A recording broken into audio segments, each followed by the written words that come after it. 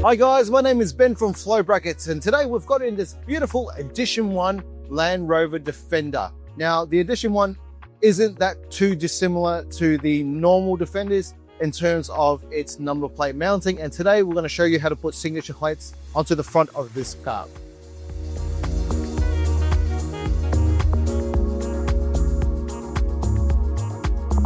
Now, when every Defender comes into the country, it comes into the country completely virgin, and that means that on the bumper, it has completely no holes. So for you to register a Defender, someone or the dealership or the salesperson has to screw a number plate onto the car to fit a number plate onto it. And this is why we always recommend to get a bracket.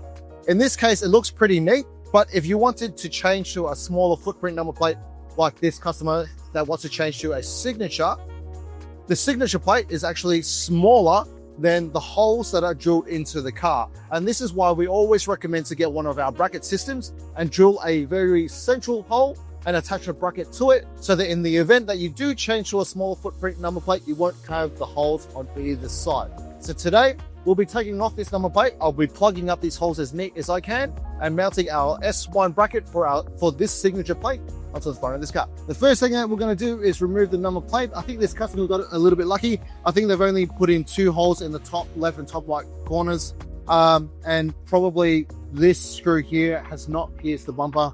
Let's find out. Oh, this customer got lucky.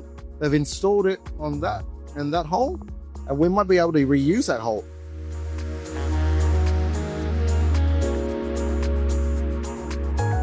So we have noticed something a little odd. I think someone's made a bit of a boo-boo, whoever installed this plate.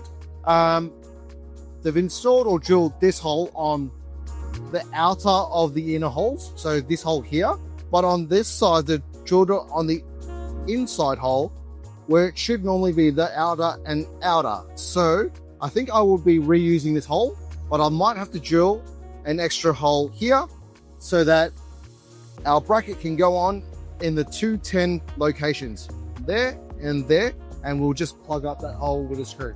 So today we'll be installing these M6 stainless nutsets into the bumper, which requires us to drill out the hole a little bit bigger to accept this little nutsert, and then we'll crimp it in. It's a one-way fitting, and it is made out of stainless steel, and once it's drilled in the right locations, you'll be able to fit any number plate bracket to it.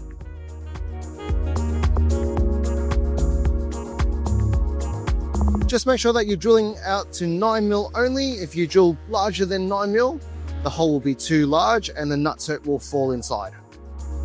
Now we're going to insert the nutsert and just crimp it. You can pick up this nutsert tool from any local hardware store, either Bunnings or Sydney Tools or Total Tools.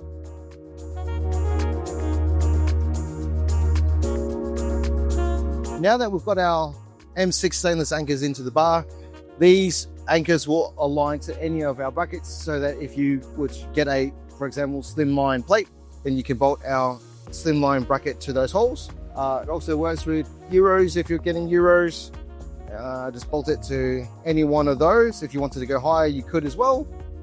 It'll work with Heritage, but today we'll be installing signatures, so we'll be using our S1 signature bracket.